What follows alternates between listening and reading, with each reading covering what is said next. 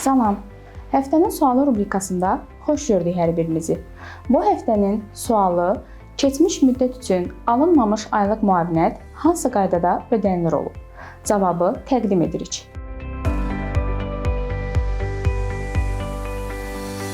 Ən çoxu müraciət edilməzdən əvvəlki 3 il üçün ödənilməklə aylıq müavinətlər müraciət edilmə vaxtından asılı olmayaraq sosial müavinətlər haqqında Azərbaycan Respublikasının qanunun qüvvəyə mindiyi gündən sonra onu almaq hüququ yaranan gündən təyin edilir və ötən dövr üçün hesablanan müavinətin ümumi məbləği ötən dövrdəki ayların sayına bölünərək aylıq müavinətin üzərinə əlavə edilməklə ödənilir.